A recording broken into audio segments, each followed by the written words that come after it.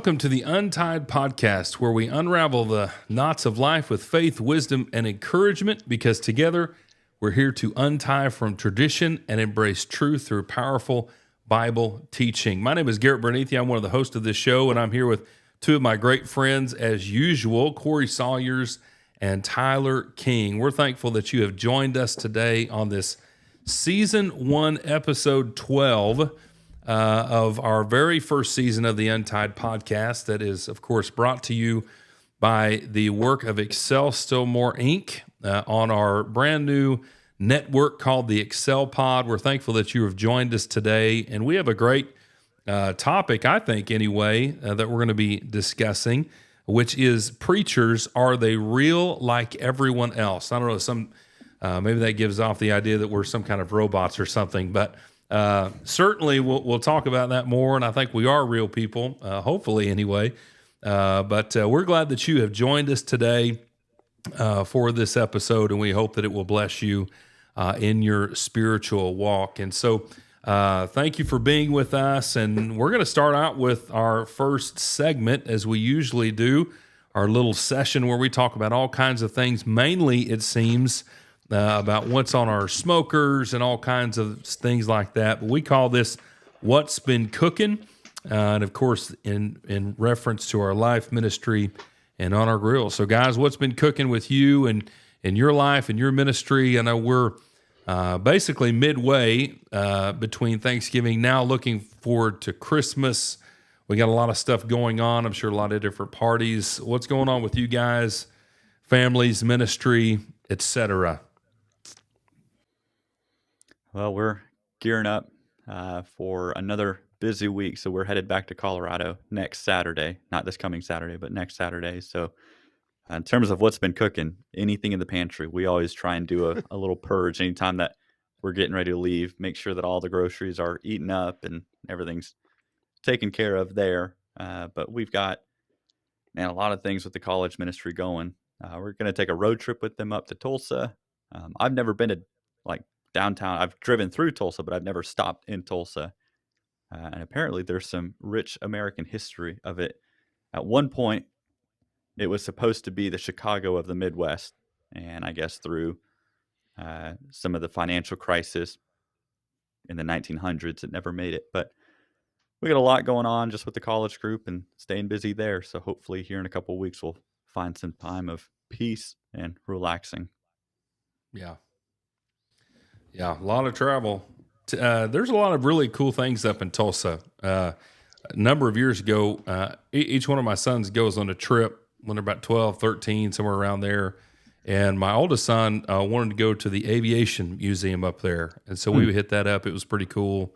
Of course, you got the aquarium up and around that area and Jinx. So really, really a neat place. Some good folks up around that way too. So I know you'll have a lot of fun with that.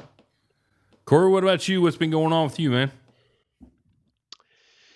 Well, not a lot. We had this past week has been Melody's birthday, and then 2 days after that is Gannon's birthday. So that's kept me plenty busy the last few days trying to keep up with all of that.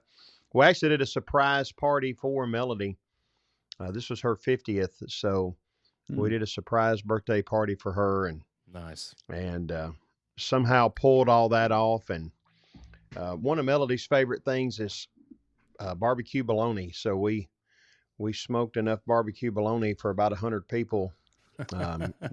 Thankfully, I have taught my boys how to do stuff like that. So Garrett and Gordon did the lion's share of the work on all that, and then we have. Bailey has married into the family, and she's quite the baker, so she baked the birthday cake. And but anyway, just watching our children grow up too quickly and us get really old really fast. So other than that, how old did Gannon turn? 15. Wow. Yeah. When do you start driving in Tennessee? He can get his learner's permit now. According to the state of Tennessee, not according to his daddy. One of the things he has not understood about the driving is that he answers to two authorities when it comes to driving, the state of Tennessee and his daddy. So When you're telling them all along, you need to be studying, yeah, I'll study later. Um, and now the day has arrived, and it's like, hey, can we go get my learner's permit? No, because you haven't studied.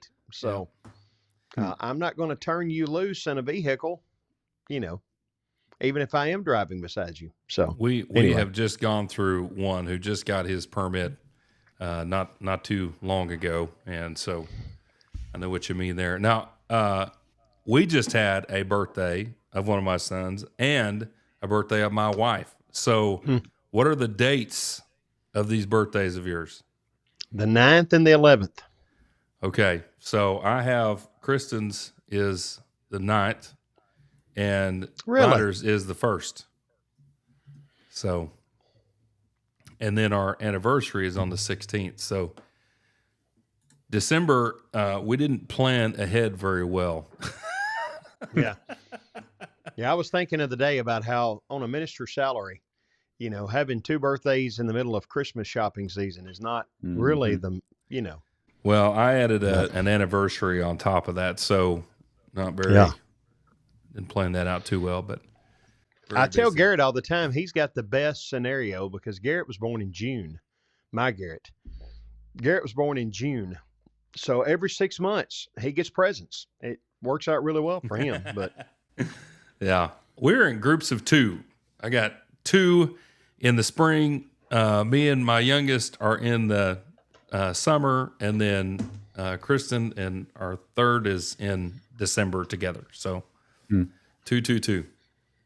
Yep. And works out. We want to go ahead and put this out there. Over the last few days, it has been extremely busy here. And for you who are listening to us, consider this the first promotion on top of what we posted today for Excel Still More on our Facebook page. And we're going to do some emailing and things of that nature as well. But we just got done filming season 2 of The Round Table, and this was entitled The Preacher's Wife.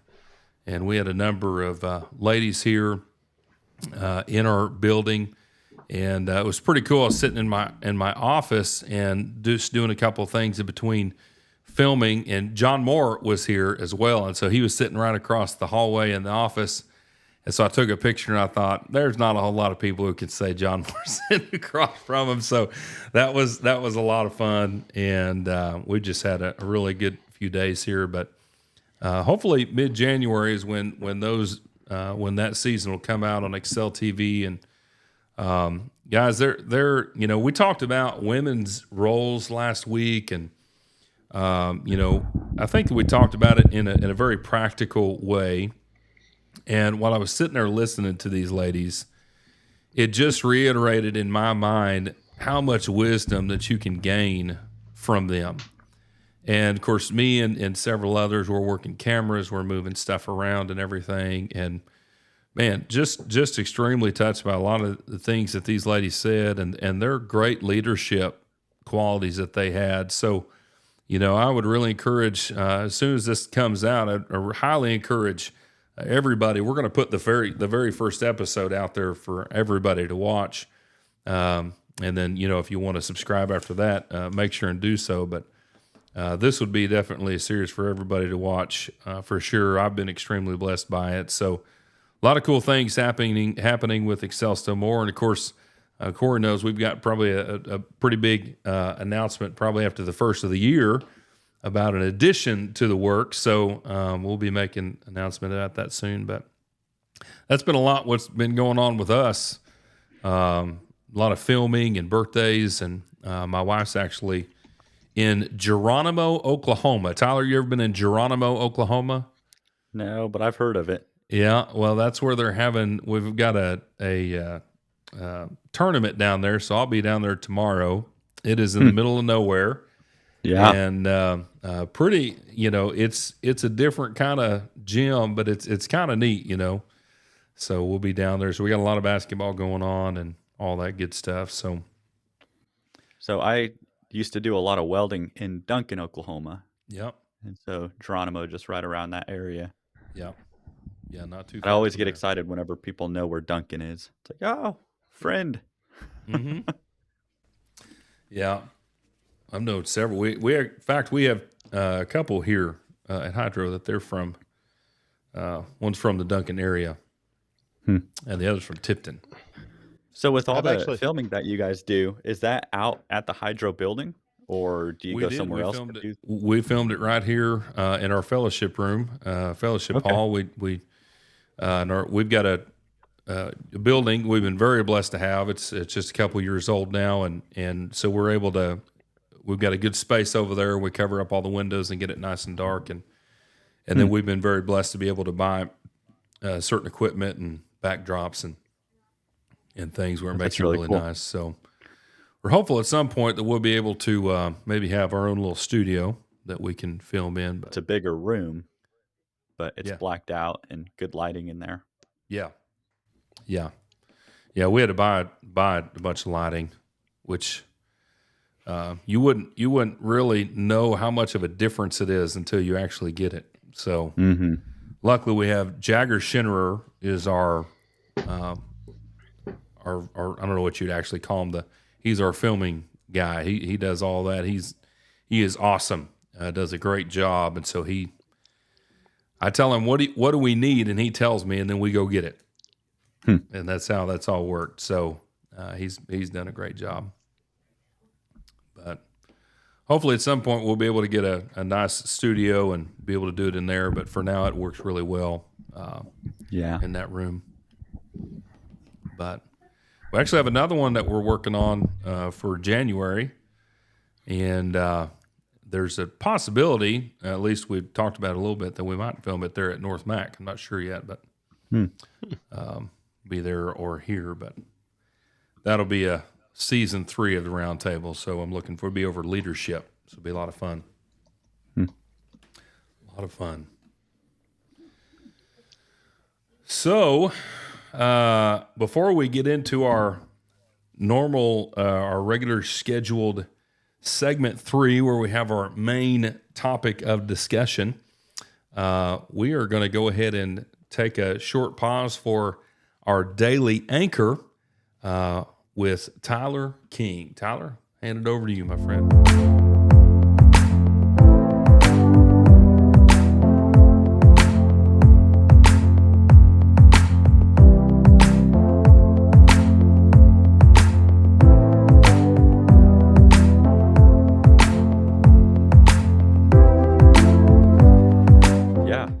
It's been interesting these last few weeks talking about, what's been cooking and all the things that have been on our grills and some of the meats that we've been smoking. And Corey never ceases to impress us with his new inventions of culinary delight.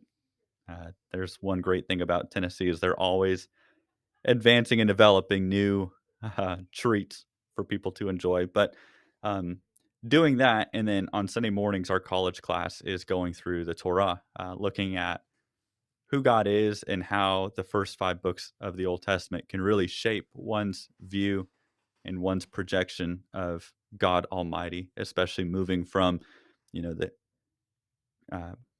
cosmological being who is over everything and who has created everything, to then all the way down to an individualistic Lord, Yahweh, as he comes into one's life and starts to rule and allow order and holiness to develop.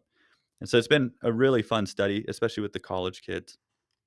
A couple weeks ago, we were actually going through Leviticus, and not a lot of them had done much studying in Leviticus. And I told them, I don't blame you. When you're going through daily Bible reading and then you get to Leviticus, there's a lot of laws. And I think where a lot of people kind of trip up is you have a lot of laws directly for the Levites, the people who are going to be running kind of the show for the tabernacle and eventually one day the temple. And so a lot of those laws are A, weird, B, out of our culture, which I guess kind of supports into A, being weird. And then C, a lot of people look at them in terms of, well, they're not applicable to us since we're New Testament Christians. And since we have passages like Colossians 2 that tell us that that law has been fulfilled through Christ and through his sacrifice, we are no longer under obligation. of that. When you get to Leviticus, you're going to find, especially in chapters 10 and 11, you're going to find that God wants these people to be holy in everything that they do, including the food that they eat. And so God would establish that they are not to eat of any animal that does not chew its cud.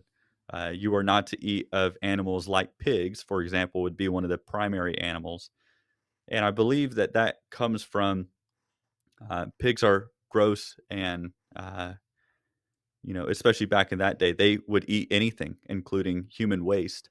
So they were very efficient on the farm because you could let them out and they would basically eat anything that you gave them. But then they also provided a lot of meat. Well, a lot of neighboring nations outside of Israel would eat pig because they were so efficient. Um, God wanted his people to be very holy and to be cleansed and to be a lot more pure than some of those neighboring congregations. Neighboring nations, sorry, not congregations, though I guess in the ideal of the word that would fit as well. But when you get into Acts chapter 10, there you have the conversion of Cornelius. And it's an interesting study because Peter, being raised a Jew and following Jesus, and now having quite the opportunity to kind of spread the news of Jesus to all these different people, uh, he will say in Acts chapter 10, in verse 15, a voice came to him a second time, and it said, "What God has cleansed, no longer consider unholy." Well, Peter had just saw this vision. The text says that he was in a trance. In verse 10, he saw the sky opened up and an object like a great sheet coming down. I always, in my mind, have imagined like a bed sheet. I don't know why. Probably more like a tablecloth. It was coming down, it was being lowered by the four corners to the ground, and in it were all kinds of four-footed animals and crawling creatures of the earth and birds of the air. And the voice came to him and said, "Peter, kill and eat." Now, what's really happening within the context of Acts chapter 10 is the conversion of Cornelius, a Gentile. And this is going to be kind of Peter's introduction to allowing a Gentile people to fall into the kingdom of God as well, to obey the gospel, to be baptized, to be participants, and not only participants, but people who are valued in the kingdom. And that was very weird for the Jew. And so you have the Levitical mindset of only eat clean animals. Now in Acts, through the form of kind of doing away with Levitical law, and also God saying, what God has cleansed, no longer consider unholy. And so Christianity opens up this realm of kind of really disregarding this idea of kosher, or at least kind of a translation of the word kosher proper. So then that brings us to modern day. So just kind of a quick little timeline overview. And I remember as I was throwing 2 pork shoulders covered in mustard and seasoning and throwing 2 of those things into my smoker because we were having some college students over to our house for a Bible study. I thought, this just feels weird. I've been studying Torah for all this time. I've been trying to learn Hebrew. I've kind of been diving deep into Judaism. Not that I'm picking it up, but just that I'm studying it. And it makes sense to me why God would want his people to not eat of the pig, considering just kind of how filthy and defiled pigs can be. I think it's a little bit different in today's world. And knowing in my mind, this is fine, and God doesn't hold us to that anymore. And I remember an Old Testament professor at Denver Seminary saying, for every Levitical law that you find, I can show you the principle as to how that's fulfilled in the New Testament. And I thought, wow, that was quite the assertion. And the more I thought about it, the more I agree with it. Of course, we don't live under Judaism anymore. And so we have people over, we fill our smokers full of pig. We eat a lot of bacon, even things like turkey. You will get the bacon weave out and cover the bird with, cut up interwoven bacon. Almost as how defiled can we get this thing before we smoke it and then eat it? and that doesn't hurt our conscience. So then let me ask this question, and then I'll kind of wrap this up. Is there food for the Christians today that is still not kosher? If you're studying Old Testament or Judaism or anything of that manner, then that question is one that is prominent because it affects every form of your life. Now, this is where I really wanted to lead that discussion. 1 Corinthians chapter 8, I would say, yes, there is food in this world that is still not kosher, that is still not proper. Paul starts off in chapter 8, verse 1, and he says, concerning food offered to idols, we know that all of us possess knowledge. This knowledge puffs up, but love builds up. And if you ever study 1 Corinthians with Dan Owen, he'll make a big point that this idea of puffing up or building up is going to be something that is key to the book of 1 Corinthians.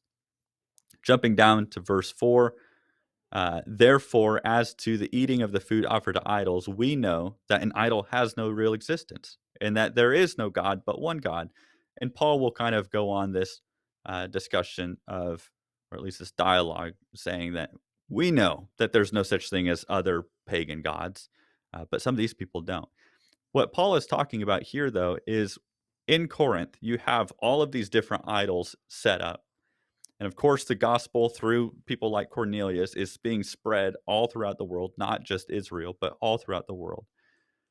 And these people have a mental baggage that they are now bringing to Christianity, that they are not to eat of the food sacrificed to idols.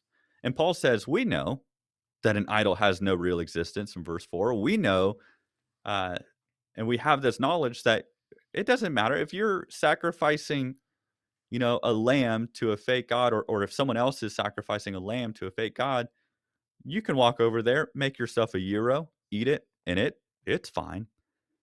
However, after this discussion, if you go down to verse 9 and verse 12, looking at verse 9 first, he says, take care that this right of yours does not somehow become a stumbling block to the weak.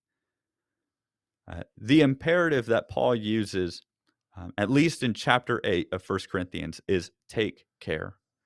I think sometimes we can be so reckless with the rights and the liberties that we've been given as Christians, that we are maybe sometimes inconsiderate of other people. Maybe we don't think things through all the way. Verse 12, he says, thus sinning against your brothers and wounding their conscience when it is weak, you sin against Christ. All this to kind of come back to, is there food in this world that is still not kosher for a Christian? The answer is yes. And it's the food that causes your brother to stumble. Now, this goes so much more beyond just food, though.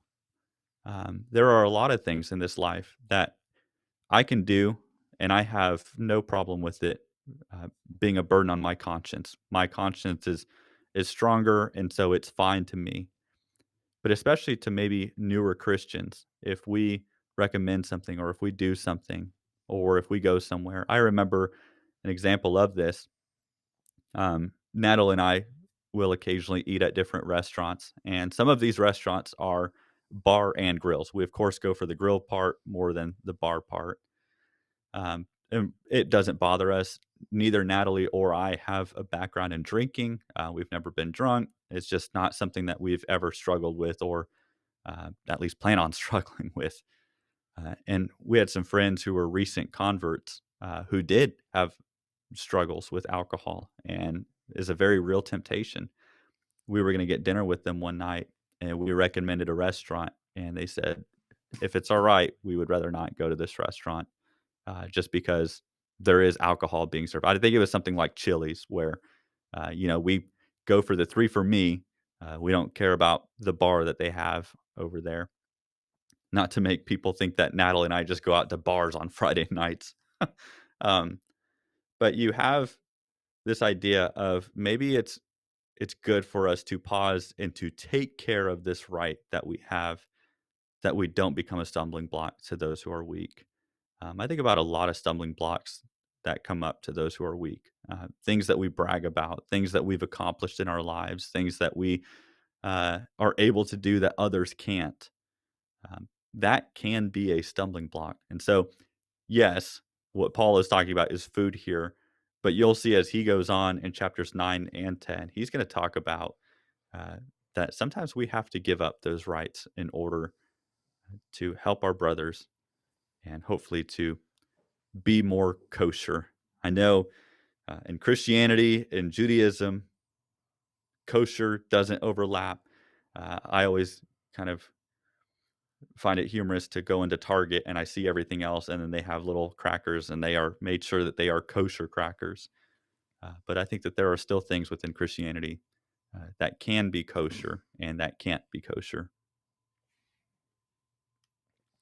So next time we're chucking 8 shoulders of pork into our smoker, we know it's a good day. Yeah, that's it. Yeah, the whole food deal, it definitely connects to Romans 14 and Romans 14 verse 15. For if because of food your brother is hurt, you are no longer walking according to love. Do not destroy with your food for whom Christ died. There's a lot of deep meaning here. When we're talking about the unity of people and the church itself. There's just so much depth, which probably, maybe in season 2 we can get more into a discussion about those things. But there's a lot to be said about what the changes that have been made and the blessings that we have received through Christ and the unity that is supposed to exist for us. And I like that you brought out 1 Corinthians chapter 8 especially, but, that section there, what was it in verse 12? And so by sinning against the brethren and wounding their conscience when it is weak, you sin against Christ.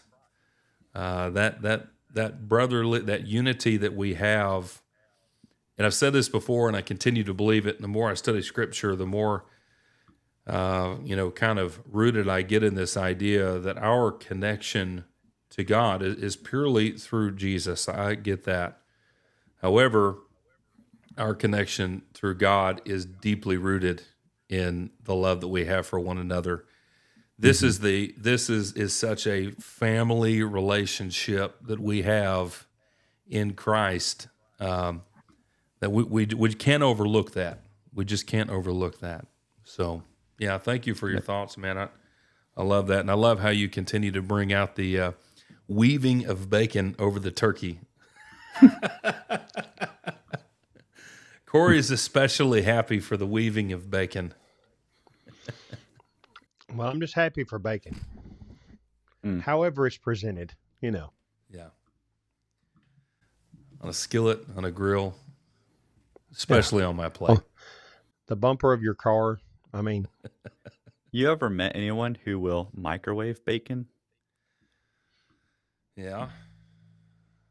I didn't know that was a thing until... Well, you can buy that like pre-cooked. I've Well, seen people do that. I think people do it with just raw bacon. They'll microwave it. have you ever wondered why we cook bacon and bake cookies? I haven't until now. It's like we drive in parking lots and we park in driveways. That's right. Well, I will tell you that if you cook bacon for a large group, we'll do a men's breakfast every quarter, and somehow I wind up with the bacon usually. So I get a bunch of bacon. It is better if you're going to cook a lot of bacon, you do it one of 2 ways to get it done. One would be on a Blackstone. If you got a Blackstone or a big griddle, do it that way, or do it in the oven. The oven actually cooks bacon really well, especially if you got a bunch of it. So, word to the wise. And I tell you what you can do is, if you'll take your cookie sheets and line it with tinfoil, put your bacon on it, put it in a cold oven, set it to 450, and when it beeps that it's at 450, your bacon's done. Really? Yes. Wow. And then you can take the tinfoil and you can pour the bacon grease off because there's many valuable ways to use that. That's like liquid gold. And then there's no cleanup. You just put your baking sheets back in that drawer at the bottom of the stove that's really an oven that a warmer that nobody uses it for a warmer. But anyway. So I know this is, go ahead, Garrett.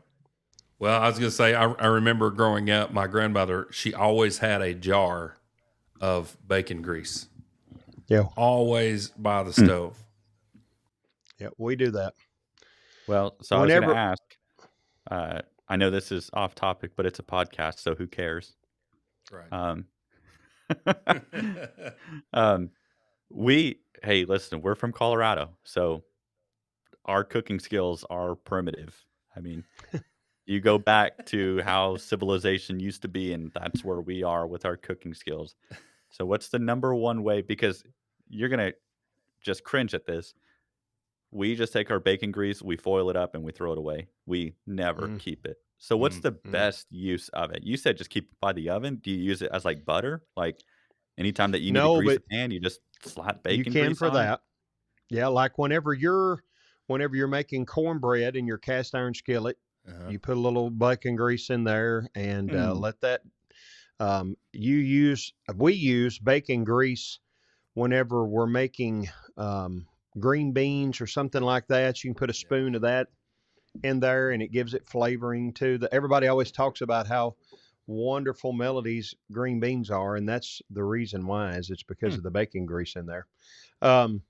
You can use it like if you're wanting to make some gravy, like you got some leftover biscuits and you just want to make some gravy, you can just take a spoonful of it, put it in your skillet, and after it warms up and becomes liquefied, put your flour in there and make your roux. And there's just so many.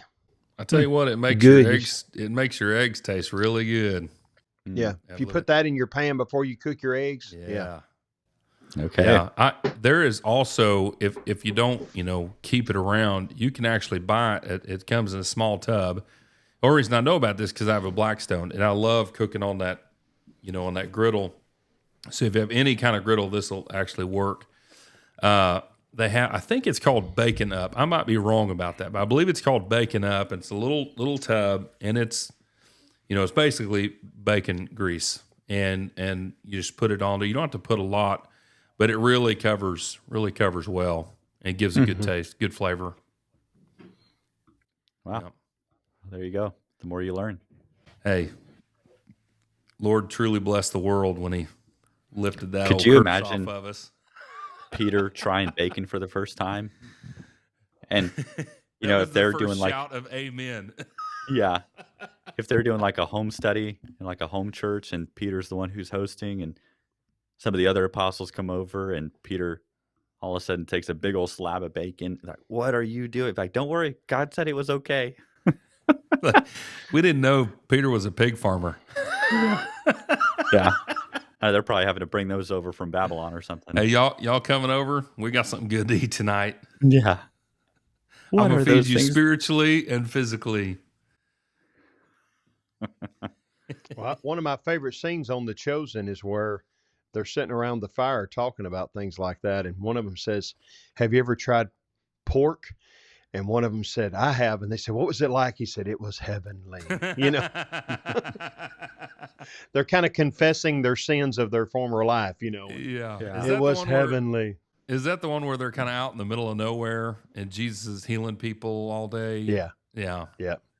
That was a powerful scene at the end of the day. It sure was. I was kind of wondering, I was like, where are they going with this? And, I think really that was the whole point, is that last scene. Mm-hmm.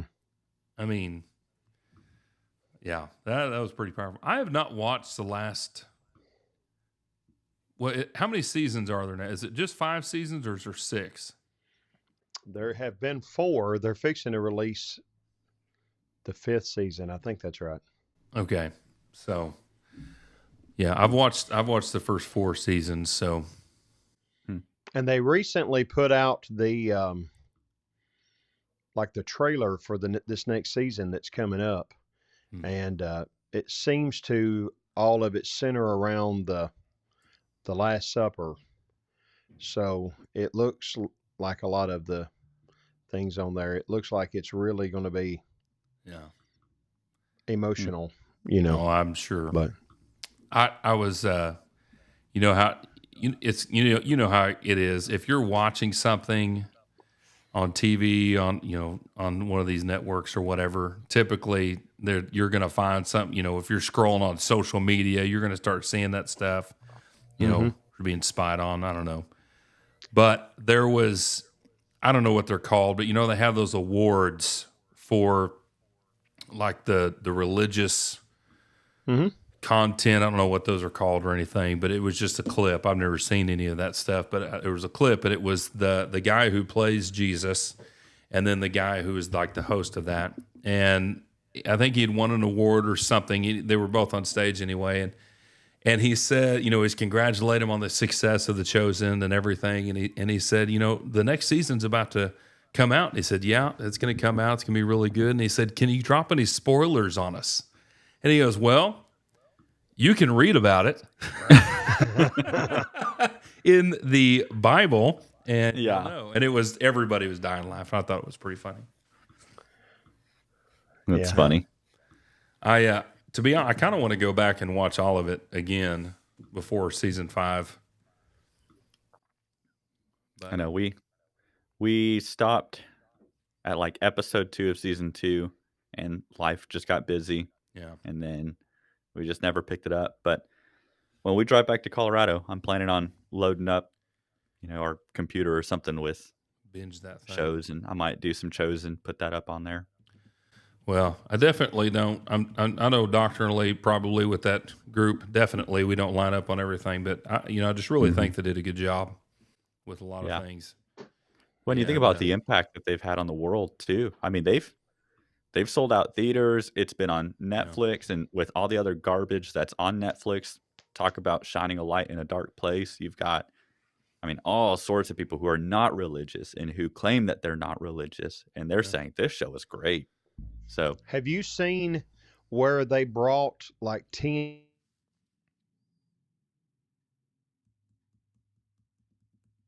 They didn't tell them what they were bringing them for. They just got them to sign up to be willing to binge a show. And they sat and watched all of season 1. And then they're doing these interviews with them about it. And it's powerful to see how it affected those individuals. And part of it, I think, is we're such a visual. We're not a society that reads like we used to, or listens to radio program and use our imagination. We watch television and watch movies, and I think there's a lot of it that it's helpful for people to see it played out, and how they're, I think, doing a good job for the most part of keeping it Bible based, and the way they're representing Jesus as being, manly and having a sense of humor and all of those kinds of things. But yeah. Which is a big deal, representing Jesus as a man and as he was. We really, in all reality, we've got to look at him that way, because that's what he was.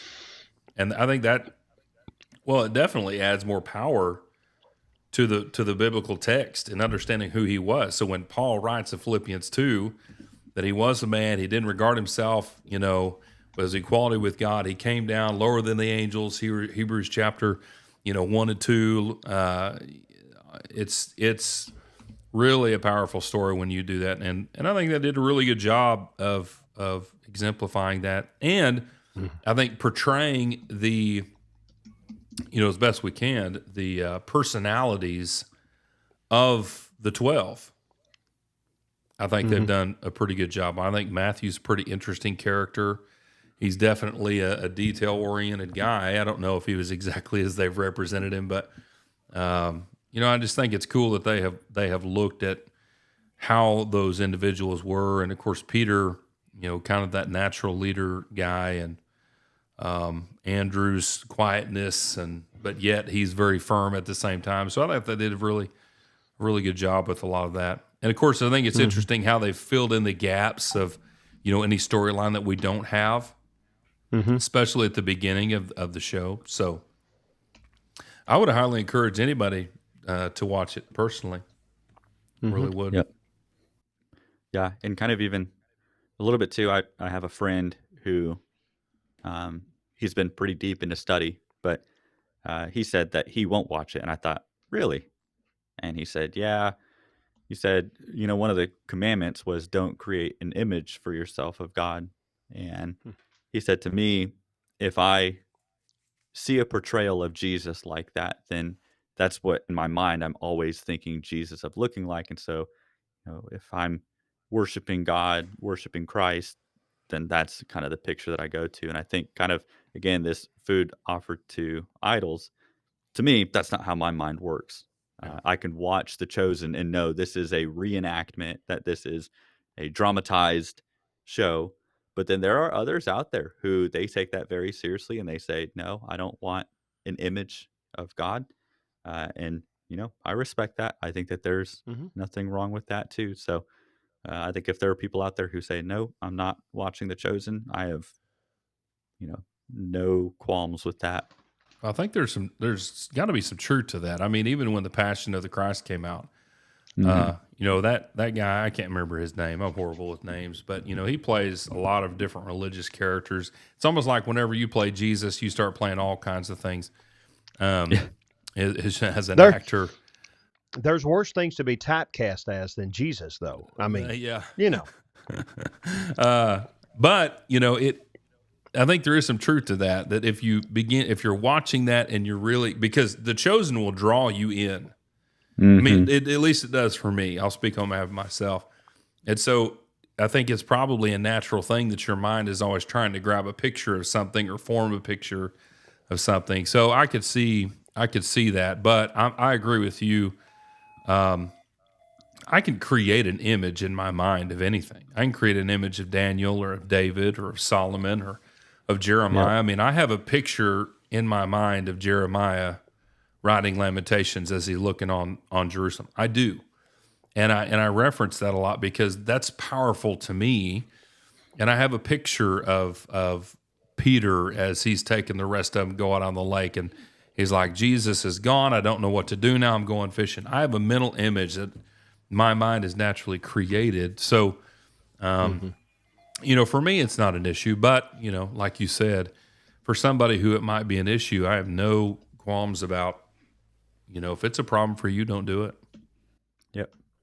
For sure. Yeah, that was the first I'd heard of that. I've heard other people say, I just don't really like those things. And again, I wasn't forcing them to watch it, but Yeah. that was the first biblical response of like, no, here's why from scripture I don't want to watch. And I was like, oh, okay, yeah, I think that's fine. And the same was reciprocated to me too, where they said, if you want to watch it, I'm not going to call you a sinner. I don't think that you are sinning by watching that. Yeah. But it's just, again, the different consciences in this life. And Paul would say one is stronger, one is weaker. And some people are weaker with some things than me, and some people are stronger with some things than me. Yeah. So it all just depends.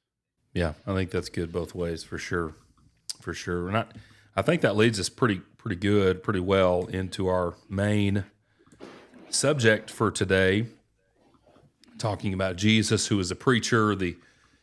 11 of the 12 became preachers, and then, of course, we have a few added on after that. But preachers sometimes get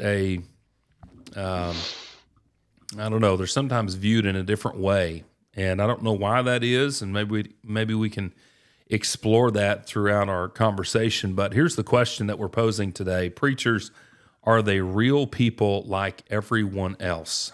So I'm going to open up. What do you guys think? Are we real people, or are we fake people, or maybe we can only answer for ourselves? Yeah, I think the immediate answer to that is yes. And I think that's kind of one of the obvious ones.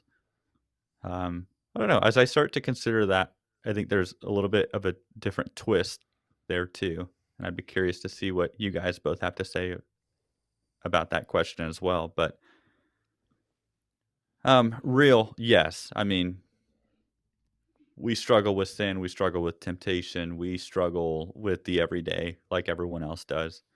And I think that's really what makes Jesus so amazing, that he left his domain to take on this form. And so even looking at Christ, the greatest preacher and the greatest minister,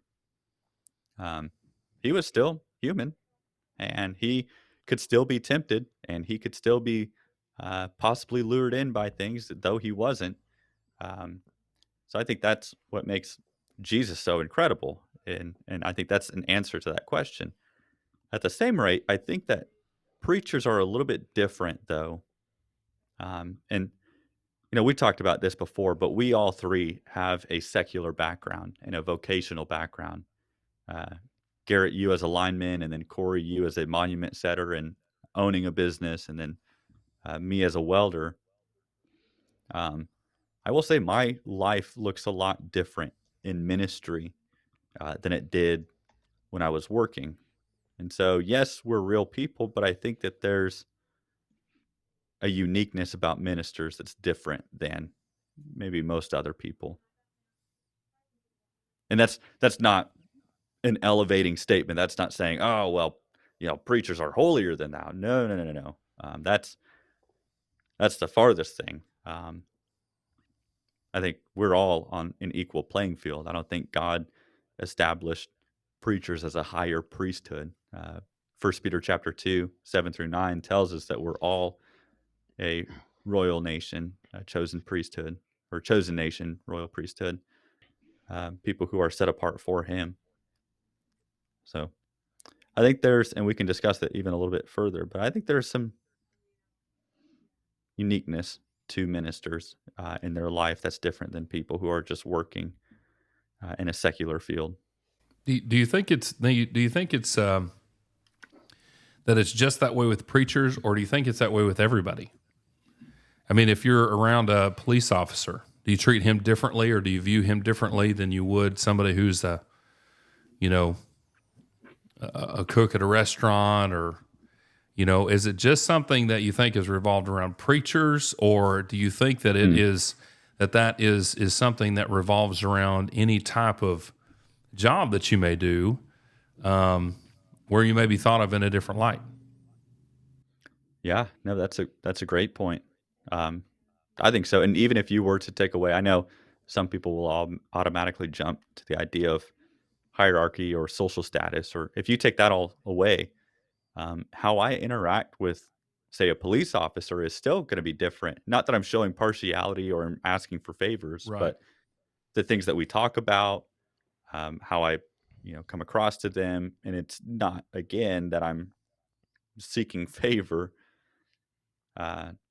But I know that from a very primitive standpoint, by talking with other welders, I could talk with them a certain way than the place that I was working at had engineers too. And when I went to go talk with the engineers for our company, it was a much different dialogue and communication and a much different world than where we were on the shop floor. Yeah.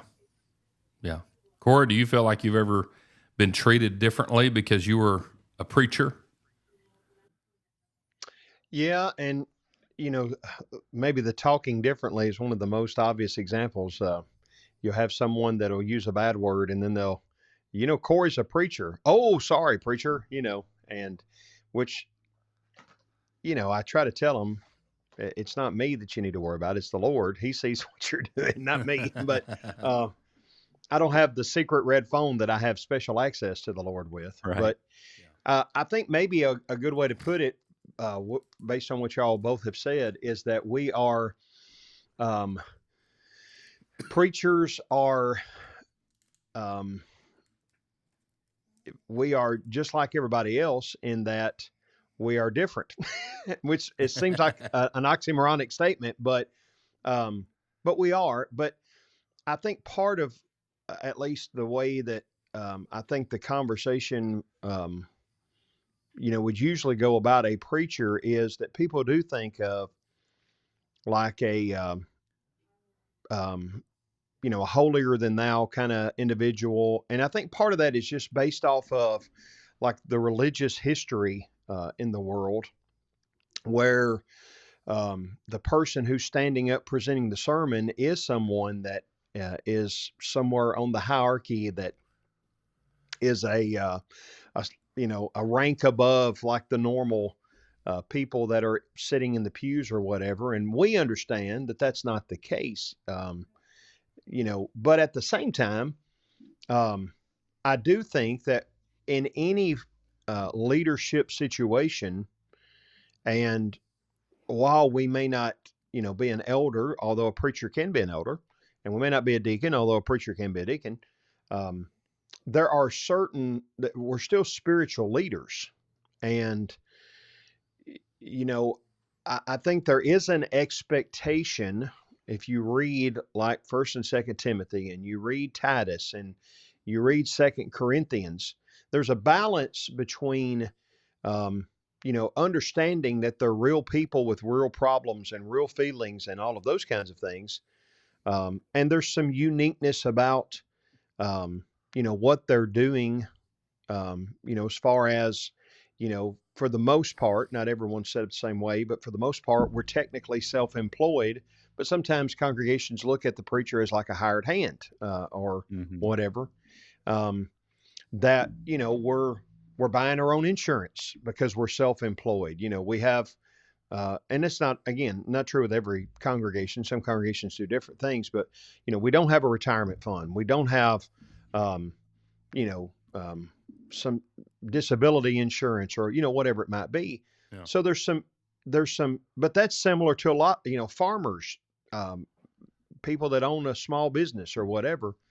But at the same time, I think it's okay to expect more of our leaders, including preachers.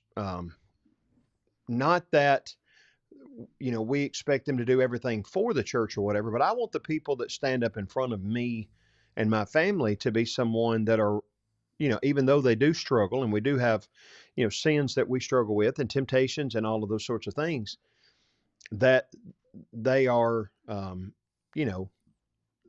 they're not wet behind the ears, so to speak, as a babe in Christ, but they're someone who has matured to a certain point spiritually. But again, back to our conversation, I think, it's the idea of, do we view the preacher as someone that's set up on a pedestal, which I think is wrong, or do we view the preacher as someone who's like separate and apart, like the tribe of Levi that, really doesn't have its own land or anything else, Yeah. And can we, understand that they're regular, Christians, they're regular people. They, I do laundry. I'm on my yard, I've got a Christmas shopping list. I've got, I got a receptacle on my light pole outside that I plug Christmas lights into that I've got to replace this afternoon. I've got my wife's vehicle is leaking antifreeze somewhere. I've got to figure out where that's coming out at, and all of those kinds of things that normal people have. And at the same time, we don't punch a clock. We're always technically kind of on duty, in that 2:00 in the morning, somebody may call and say, Garrett, brother so-and-so's down at the hospital, just had a heart attack. And Garrett's going to get up, put his clothes on. He's going to drive down to the emergency room, that kind of thing. And I don't know about y'all, but like for me, it's always, Paul talked about all of the things that he had been through, shipwrecked and left for dead and beaten and stoned.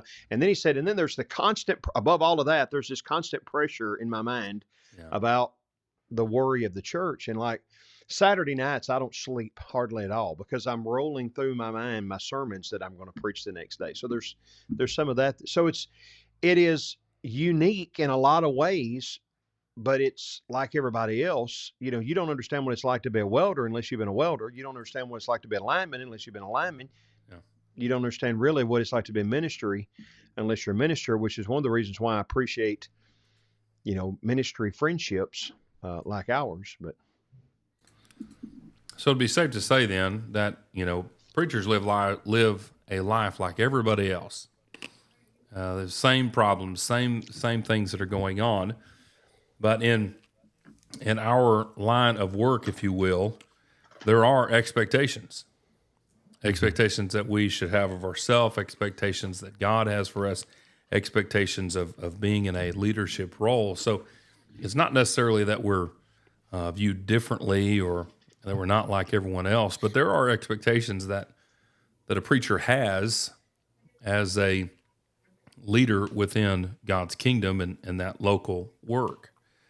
And I think I think you beautifully pointed out that when my wife's car is leaking antifreeze, I got to go get it fixed like everybody else does, and there's good days and bad days. I think I'm trying to remember, I believe that the reason that when we first put together our list of topics for this season 1, that we wanted to make sure that people understood that just because somebody is a preacher doesn't mean they're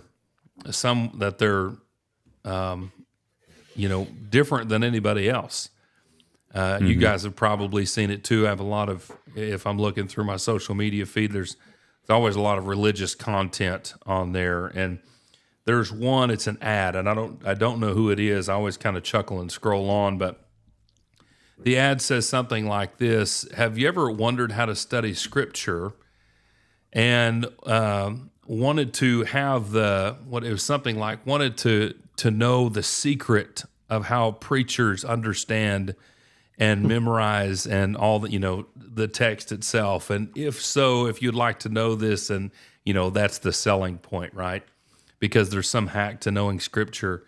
Personally, and I think that I've said this before on here, that I am not a great reader. I have to work at reading. I have to work at studying, and there is no hack to this. It is work. It is pure work. And whenever I was working as a lineman, day after day after day after day, there was a process that you had to learn in order to be able to go to the next step of doing that job. You had to know your truck. You had to know the tools. You had to know all the equipment. You had to know the different things that you were using and the sizes and all that kind of stuff. You had to know different things about electricity before you could get to that next step. And so there's a lot of work, a lot of study, a lot of know-how, so that you could perform. And I think in a lot of ways that's the same for a preacher. We're constantly learning. That's why we may know the things that we know. You may have gone to school. You may not have gone to school. You've had your personal study, whatever that looks like. There's a lot of work that goes into it. So I want people from one standpoint, just be real with me. Just be who you are, and I'm going to be who I am. And we're gonna cut up, and we're gonna have a good time. If there's one thing that I remember growing up that I always had a lot of fun with, it was going to watch my grandpa, who preached for 40 years for the congregation I grew up in. Then he preached for a long time after he retired from that local work. But he would always go, every now and then we would go over to a friend's house, and there would be one of our elders, and it would be him, and there'd be 2 other guys there from the congregation. They'd be playing pool. And the amount of trash talk that was spoken at that table was ridiculous. And I loved every single minute of it. And I look back and I think that's really funny. And you have these leaders in the church that are there. Of course, Papa's a preacher, and they're all giving each other a hard time. And that's because they all recognized they were friends, and they were brothers in Christ, and they were, they viewed each other as the same, no matter what position they held within the church or whatnot. But, we really are like everybody else. And I think it's travesty in some ways that people look at the preacher in a different light than they do everyone else.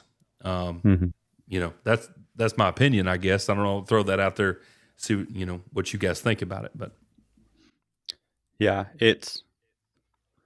and I mean, Corey and Garrett, both of what you had said too about, is there a hack that preachers, have ways to study scripture more? No, it's just all work. I mean, I think I said last week, I'm coming into my 10th year of schooling, and I don't know, there's really no end in sight at this point. I think you just get so far in, it's just, who cares when the graduation is? But it's just season work. 12 of the Untied Podcast. Yeah. Well, how many years is this now? I think it's 22. I hope not. I mean, I love it, but hopefully there's a finish line. I just can't see it yet. But you guys probably could say the same too. You'll likely agree with this, but when I was welding, there was a physical exhaustion, and in ministry, there is a spiritual and mental exhaustion. Yeah. Mm-hmm. And I was even kind of telling Natalie some of that too, and which Natalie, she teaches first grade, and she comes home and she's just exhausted. I don't know how teachers do it. She's got 23 first graders just running around a classroom for 8 hours a day. That would drive me absolutely insane. And then we went out to Harding, where Natalie was able to do a girls' lesson for a club out there that had about 80 girls. And the amount of time that she spent developing that lesson, and the lesson was about 45 minutes. And then afterward, she's like, "Oh man, I'm tired." And I said, "I know. I mean, there's something weird about studying things of scripture, letting it sit on your mind, and then whenever you preach it or teach it, if you're doing it, I think right with passion and with conviction, it'll wear you out." And there's been Mm-hmm. several times where after a Sunday, I'm just beat. Yeah. Especially if, I don't know what they call it, but like a triple header where you have class, sermon, and then sermon, and that doesn't happen hardly at all. I'm thankful that I'm at a congregation where we've got a very capable preacher, and I'm not having to pick up, everything else. But I know preachers and teachers alike, uh, it can be exhausting. And so again, that's another one of those things where, yes, people get exhausted from work, and I've been there. I mean, I've worked 80-hour weeks welding where I'm not going home until midnight, sometimes 12:30, and then I'm waking up at 4 and going right back to work. I mean, I've been there, and I've been that exhausted. Uh, but mentally, I was still sharp, and I could still, carry conversation. There's sometimes, man, last night I got done teaching class, and someone came up to talk to me, and I was tripping over every single sentence. I'm Yeah. sorry, my brain is just fried. So there's even some uniqueness there. And Corey, I had never even thought about that in 2 Corinthians 11, where Paul goes through all his persecutions, and then he also talks about, on top of all of that, just the weight of worrying about the church sits on my mind. Well, think about that situation where even Moses is handling everybody's problems, and they're all coming to him and they're talking to him about this dispute, that dispute, whatever it is, a lot of different things. And there seems to be only one person who's concerned about what he's dealing with, and that's his father-in-law.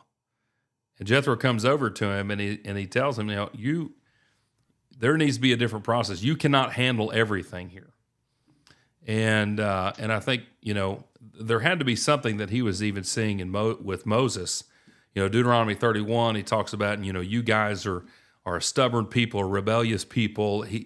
There's no doubt in my mind that Moses was extremely concerned about this group of people who, he's not going to be there forever, but he has a great deal of concern for them, and that weighed on his heart. And we find that with Jesus. We find that with any leader of God's people, or any prophet or any preacher. There's a great amount of concern. Paul had a great amount of concern for Timothy as he was dealing with all kinds of people who were hateful, who were, they were very worldly minded. They were, there was division no doubt occurring, and he's getting it from all sides, and it seems like probably some of that is, they're probably not listening to him because of his age and all that. Well, Timothy was down. Well, Paul had a great concern for him. And so that was weighing on Paul's heart. And so he encourages him to remember the things that his mother and grandmother had taught him. And he encourages him to do the work of an evangelist. And there's nothing to be ashamed about in the things that you're saying and the things that you're preaching. So, excuse me, I think you can see it all throughout Scripture that I like the phrase, that's why I'm using it, God's man, right, which can be anybody, by the way, but God's man, the person who is really working for the kingdom, really trying to help his people, really trying to do, righteous things and help people get to heaven and all that stuff. God's man is naturally going to worry about that stuff. Say worry. He's going to have a lot of pressure on him because he wants the best spiritually for everyone else. And I think we can see that throughout time. And it is a lot of weight, and there is a lot of mental stress that can go along with this. There is a lot of mental suffering, if you will, and maybe that's not the right word. I don't know, but if there are problems that are going on, and a lot of times the preacher knows about almost everyone, a lot of them, there's even this mental, I don't know, Corey, I don't know what word would be good for that, but there's definitely a great amount of stress that you can endure because you do care about the people in your congregation. And equally so, a good shepherd is going to be having that same, if not more, thought process like that. And I will tell you this, I think you're exactly right, Tyler. There have been, I remember one time we were working an ice storm in Oklahoma City, and we had worked for a couple weeks, and we were, it's, you're pulling long days, and we got called out on a deal it was probably 9:00 at night. It took us longer than we thought, and we didn't get in till probably 12:30, 1:00 in the morning.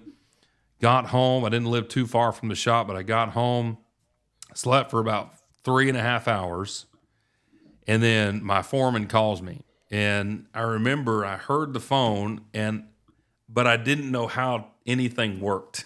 I was so exhausted. I literally fell out of bed, and I picked my phone up, and I couldn't figure out how in the world to answer it or anything. And I remember Chris is like, "What are you doing? What are you doing?" And so finally I realized it and had to go right back out. And then you regain consciousness again, and you get right back to work. That is a physical exhaustion. But mental exhaustion is, it really is a different animal, for sure, and definitely I've experienced that as well. So I don't know, Corey, what do you think about that? I mean, the pressure that Paul is talking about, the daily pressure that's on him, that has got to be for so many different things, so many people. It's not because he's an extreme out of worry, but he loves the church so much. And we're talking about preachers being normal. I don't want to make out like we're doing something that nobody else has any kind of. Right. I think on the other hand, we're trying to help see that, the old joke is that preachers work 4 hours a week. Well, it's more than that, actually. And so what you were referring to, and what you're referring to originally, Tyler, we've always called Sunday night preacher tired, and it's you can say, well, Corey, you've never really worked. You're a preacher. Well, as you pointed out earlier, I used to own a business where we sold, made, and set in the cemetery tombstones. And no one will know what this means except for people that know anything about tombstones. But I'll tell all the time, I'd rather set 2, 4, 6, 8-inch 2-0 monuments by myself than I would be less tired doing that than I would be Sunday night after teaching class and preaching twice. I know what work is, physical, hard labor work is. Yeah. But it's just a different thing. Recently, over the Thanksgiving holiday, Garrett was out at Denver with his wife's family, and he had on Sunday night said he was going to call me. Well, between the time he texted he was going to call me and he actually called me, I had taken a shower, got in the bed, and immediately fell asleep that Sunday night. So Garrett's telling me the next day when I called him back, I said, "I'm sorry I missed your call." He said, "It's okay." He said, I told my Bailey and all the family that I was going upstairs to call Daddy. I went upstairs and came back down, and Shanna Kay said, "Well, that was quick." And he said, he must have already fallen asleep. He's probably Sunday night preacher tired. And said, Shanna Kay said, "Do what?" And he said, she looked at Wayne Jones, all of us know Wayne Jones, and looked at Wayne Jones and said, Wayne said, "Oh, it's a thing." He said, "I've never heard it called that, but it's a thing." Well, we can appreciate that because we're preachers. But on the other hand of all this, I think being normal as a preacher, not only is for the people to understand that the preacher's normal, but for the preacher to think it's okay to be normal. I think sometimes we want to be set on a pedestal, and to not be normal. And we, you know, and I'm not saying we shouldn't guard our image. I'm not saying that at all. But like, we don't want to. You're talking about going and playing pool and talking trash. Well, that's a normal kind of thing. Yeah. I'll never forget whenever Tyler worked there with me for a little bit, so he'll remember Lavelle, who I love dearly. Lavelle's one of my favorite men in all the world. But we hadn't been there very long, and I'd actually, when we lived in Paris, we had a little mini farm, and I'd been out bush hogging a little red belly Ford tractor, and I'd been bush hogging our pastures, and Lavelle and his wife came over and brought some kind of baked goods or whatever. So I walked up to the house, and Melody and his wife are in the kitchen talking. I'm sitting here, and Lavelle's sitting to my right, and I noticed that I can feel that he's staring at me. And I look over and I say, "What's up, Lavelle?" He said, "I don't think I've ever seen a preacher wearing bibbed overalls." And, and I said, "Well, you're probably going to say a lot of things like that out of me that you've never seen before."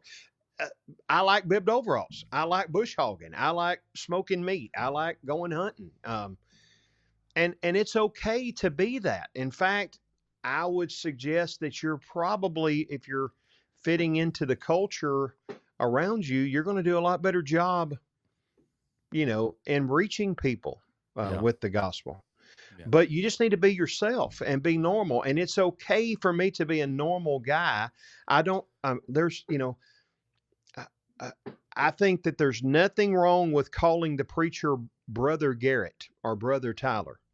If you're calling every man in the congregation Brother John and Brother Will but there's preachers that want that. I want to be called maybe Dr. Corey, or I want to be called at least Brother Corey. So there's something different.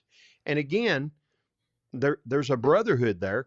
But if that's not something, we say that we don't have titles, but that's what we've done, is we've made it the equivalent of reverend or whatever. It's a way to set ourselves apart. I don't want to be set apart. I want to be just a member of the congregation that needs shepherds guarding my soul and needs relationships with other people. And so we've got to fight from both angles. Number one, people not allowing us to be normal, but also ourselves allowing ourselves to be normal. Mm-hmm. And of course, just kind of jumping off of that, if you are a young preacher who's listening to this, first of all, thank you for listening to us. But secondly, just be you. Don't be anybody else. Don't try to preach like anybody else. Don't try to be holier than you are. If there's one thing that I know from personal experience, or how I feel about somebody who I think is not being genuine, is that I don't want anything to do with them. I don't want to listen to them. There is zero connection, because I feel like you are lying. And I think that there is, I think you're right, Corey, that there is, at least in some point, and probably every preacher, maybe this might not be true, but it seems like every preacher, at least that I know, has gone through a stage where they've had to decide if they're going to be themselves or going to be somebody else. And there's that tendency, and maybe that tendency is with good motives. If you go hear some really dynamic preacher that just, is just really, really good, and he's got everybody, on the palm of his hand, within his lesson. He's just really motivating. He's a good, smooth talking, guy, and he really draws you in. You may want to be that. On the other hand, if you've got another guy's more lecture and that's what you think is cool, then you may want to be that, but you may not be that. And trying to be that is, may not work for you. So just be you. And, I've had it said to me, I'm sure you guys have had it said to you, just be you. Don't try to be anybody else. If you will just be yourself, do what you like to do, but continue to grow, people will respect you for that. They'll love you for that. Genuineness is a real thing. And I think that's, probably what we're getting at. I just want people to see me as Garrett. I don't want to be called preacher. If you do, it's not going to offend me. I don't want to be called, there's a there's a Baptist preacher that's around, and his son plays on the basketball team with my son, and he's a funny guy, and he always comes by and he goes, "Hello, Reverend," or he'll say, "Hey, here's my favorite preacher," and I just kind of laugh, and he's completely joking. So I know what he's doing by that, and it's kind of funny. But outside of joking and things like that, I'm just Garrett. Nobody special, and I don't want to be viewed as special by anybody. Just come be my buddy. Let's be brothers, and I think that's kind of the beauty of this podcast is we're all just cool with each other, and we're not afraid to be who we are, and not afraid to like what we like. Thus, we talk about smoking meat all the time because that's what we enjoy. How about this? Here's another question that we've kind of posed here, and you guys, throw in anything else. But can I know my preacher and be good friends with him like I am with other people?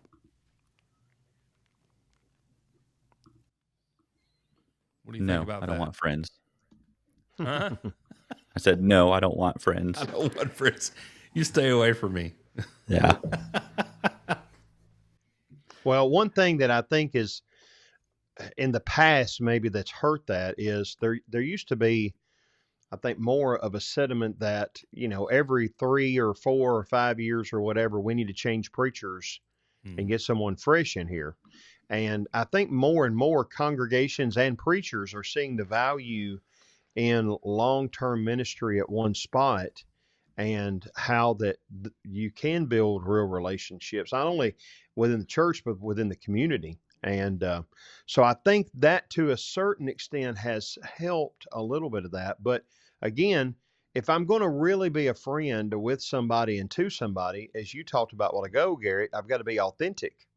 And if I'm not going to be vulnerable with, myself, my emotions and whatnot, and who I really am, then I'm not going to have and develop real relationships. So again, it's not wanting to be put on a pedestal, and it's not trying to put the preacher on a pedestal, but just seeing that, just like I need friends, he needs friends. And just like I need help, he needs help, So you think there's probably a little, multiple facets to this, that one reason that maybe in the past that there hasn't been real relationships that have, been born there is even because of how long a preacher could be in one spot. What is the worth of trying to become a good friends with him if he's going to be gone in a few years? That's something to think about too. That's a great point. Yeah, I know for us, and we're in a very unique situation being at North Mac because our ministry is focused on college age and trying to build up that group and developing that culture. And we're in a congregation of 650. Well, that's hard because we don't get to know everybody as much as we would like to, just because we're so focused on that one specific age group. But I will say with that age group, they are our friends. And I might have brought this up a few weeks ago, but Wes and Terry, that's Natalie's parents, came into town and they said, so you guys have been here for a while. Are you starting to make friends? And yes, we're even making friends beyond the college group. But Natalie and I kind of looked at each other and we thought, the college group, those are our friends. And I play video games with some of them on Thursday nights. We'll go golfing on Tuesdays. We just spend time together. And then there's also time for ministry too. And I know some of those things can be ministry because you're building relationships and friendships. But there are times where, like today, one of them came in and we sat down and we studied through some things in the book of Acts. Those friendships, I think that's where real ministry happens. Let me say that. I was joking about saying, no, I don't want friends. But how can I minister if I'm not your friend? Yeah. And, you're going to have walls, you're going to have defense mechanisms up. And until I'm your friend, we can't grow deeply in a ministry or even spiritually if we're not friends. And I remember Corey telling our class when we were in school, Corey was teaching at Bear Valley and helping out. And one of the things that he said in chapel was ministry is all about relationships. And I've found that to be absolutely true. But even further than that, it's all about friendships. And, Mhm. you know, as we develop friendships with these people who we are, 10 years removed from, um, that's where they allow themselves to open up to us and to share with us and to walk through some pains of life together. And we do the same with them. I mean, it's a two-way road. We don't sit back and it's not like we're just counselors where we say, oh, well, come into the office and, sit down in this chair and tell me all your problems. Though sometimes that's some of what ministry looks like. But uh, absolutely, you should be friends with your preacher because that's where you're going to find the most comfort and the most consolation. And, it reminds me, is it John 17? It's Gospel of John. My mind just went blank. Where he says, I no longer consider you servants, but friends. Um, yeah, absolutely. You should be friends with your preacher. And if you're not, let me tell you, you're missing out. And he's missing out. Mhm. So, I got tickled you saying about playing video games. Like I, I made a fake, shocked look. A preacher plays video games.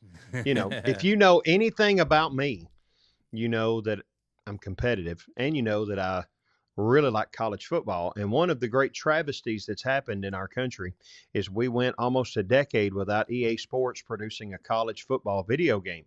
Well, Yeah. it came back this year, and my boys and my wife got me the game for Christmas, and I play.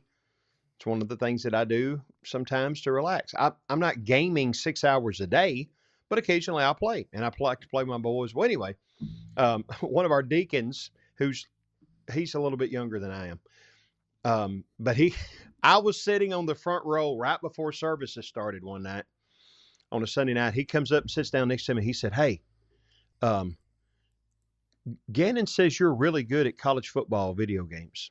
And I said, "Well, I'm okay."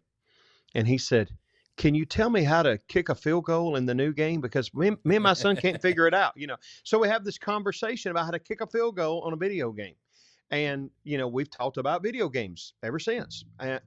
Just those kinds of things. We always say people don't care how much you know until they know how much you care. Well, mhm. one of the benefits of, as a preacher, of being normal and having real relationships is if people know that I love them, I can get up and preach about whatever I need to preach about and know that it's going to be taken in the spirit of love that it's intended because they know me. And Mhm. we've built that kind of relationship. So that's really important. Tyler, you were mentioning the whole friends thing, and John, and I just did a quick logo search here. Just looked up friends in the Gospel of John, and there's actually a few references here. John 15:13, greater love has no one than this, that one lay down his life for his friends. John 15:14, you are my friends if you do what I command you. John 15:15, no longer do I call you slaves, for the slave does not know what his master is doing, but I have called you friends, for all things that I have heard from my Father I have made known to you. It's pretty powerful to consider the friend idea of Jesus, who was a preacher. Mhm. And, I hope everybody understands who's listening or viewing this that, and I don't know, I mean, this is my opinion, but I do believe it's true that the most important job in the world is to be a preacher. Jesus was a preacher. Why? Because he shared the good news, about how one can reach or obtain salvation. Now, the preacher can be anybody. I mean, do elders preach? I hope so. Do deacons preach? I hope so. Do women preach? I hope so. It's got to be in the right setting, obviously, but I hope so. So it's not just limited to the guy who's standing up on Sunday morning. There's more to it than this, and I think it was Corey who brought up the history of making the preacher or the pastor. There's something about those words that people just view, unfortunately, whoever fills that position as something more than they actually are. You say something hurtful to me, it's going to hurt my feelings. If you do something bad to me, it's going to make me upset. If somebody, if you get sick, you're going to be on my mind. Those are no different than anybody else would feel. We're just real people who are trying to do the Lord's work, and I think that's the crux of all this is that's all we're trying to do, and we want to join you in what you're doing. And in order for us to do the best we can, it's to build the relationship with you. And the same would go for any other position that you may hold in your secular job. You do your job better when you build friendships within your work group. The only difference maybe is that in your work group of your organization, you may actually be sent to seminars on how to build friends and working relationships with the people that you work with, and how to look and be your. I know where I worked, the term "be your brother's keeper" was a huge motto, and safety was a huge motto, and how those things come together, and how we need to look out for each other, and how we need to get along. And of course, there's a lot of them that talk about workplace behavior and all that kind of stuff. Well, we kind of have that every time we open up our Bibles, and it's all about building relationships. So what we do is not really that different from what anybody else does. We're just in the quote unquote religious setting, and we spend all of our time doing spiritual things. Mm-hmm. Yeah. And if this is life outside the auditorium, our little tagline there that's on the screen right now, outside the auditorium, when your preacher's up there in the pulpit preaching, listen to him. Understand he's just a man. Yeah. But listen to him. And outside the auditorium, treat him like you treat any other individual, or as Jesus would say it, as you would that men would do unto you, do unto them likewise. Maybe just treat your preacher like you want to be treated, Yeah. Mm-hmm. And realize that sometimes when he's preaching to himself. And sometimes primarily, the thing that he is preaching on, he is struggling more with than you are. Yeah. Mm-hmm. Because of the imperfections. And those are the hardest Sundays. You talk about preacher tired. That's a Christian tired. Yeah. Worrying whenever you think that the sermon didn't go well, if they're going to fire you that day. It's funny. What about, and I know we're starting to wind down here, but because there's, some hold the preacher up to a different degree. What about his family? Should his family look different and be viewed differently as everybody else's family? No, I mean, I think everything that we've said about the preacher should echo for the family as well. I mean, the kids are just kids. The wife is just, they're all just normal people. Yeah. Well, I don't know how normal my sons are, but anyway, they are, we don't again, know how normal Corey is. They're normally abnormal, so. Yeah. But that's the one that you can basically treat me however you want to treat me. You may hurt my feelings, but you can knock me down or step on my face or slander my name all over the place. Do anything that you want to do, but if you step on my wife and children, that's when we have a problem, Yeah. Mm-hmm. And yes, they need to be held to the standard of a Christian, but they don't need to be held to the standard of super Christian, because I'm not super Christian and neither are they. Yeah. It's really, sometimes it's almost unfair how our families can be viewed. But I don't, I think, again, it goes back to your line of work. Everybody's line of work, they can be viewed in a certain way. Right. But because this is spiritual, it's almost held above in some ways, it seems. Mm-hmm. Well, I think this has been pretty enlightening. I know it has been for me. I like that, we're on the same page for sure, and I think that we've gotten across that every preacher is just a normal guy. Some may want that pedestal. Unfortunately, maybe they desire it. I don't know, but we're just normal people. We're dealing with all the different problems that you deal with: financial struggles, heartaches, loss, sickness, all that kind of stuff. Our marriages are not perfect. Our children are not perfect, but we're striving to be the best that we can be spiritually.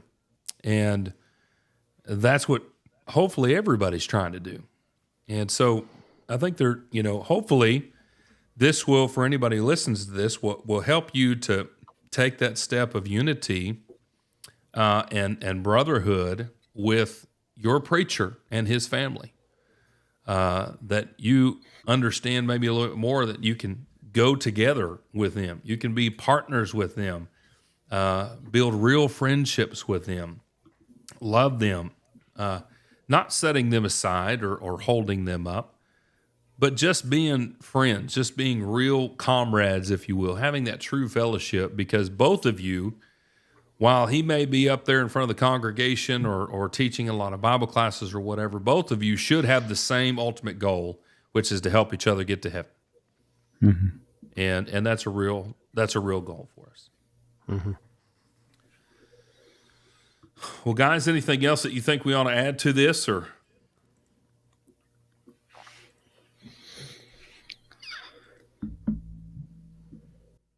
Love your preacher.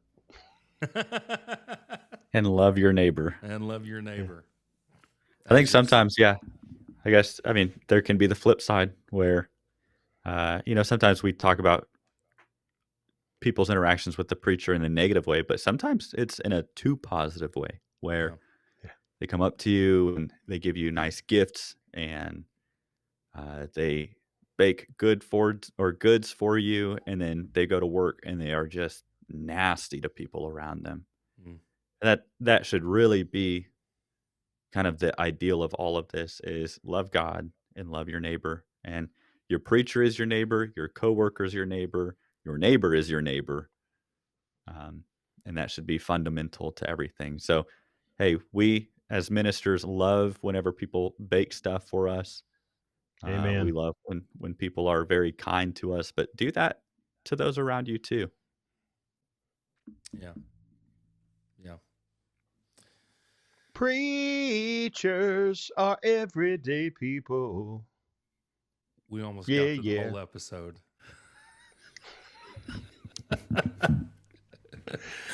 Oh, we better end this before he has a whole album going here. I know it. And he will. And he will. He won't Especially stop. This time of year. Corey is extra jolly this time of year. So. Corey's a singing preacher. Time for the Christmas, and I sing even worse than I preach, believe it or not. So, If you haven't heard Corey preach, he's pretty good. He's a very humble guy. But I do agree with the singing part of it. Oh, man.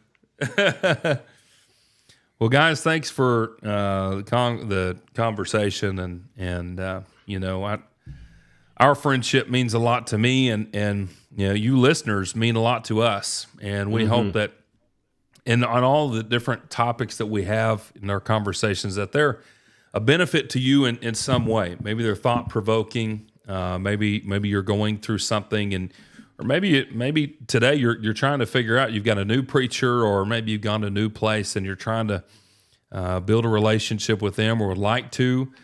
Maybe this is helpful to you. Just view them as a person like everybody else, and a person who may be able to help you in your spiritual walk, and that's what he wants to do.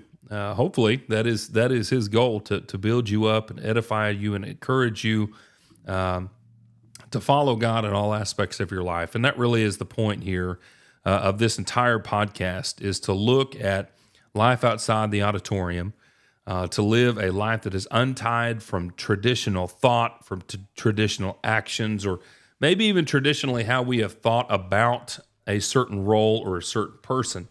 And just think about it biblically, think about it scripturally, and think about it practically within our lives so that we can really be the people that God wants us to be. We want to thank you for joining us today on Season 1, Episode 12.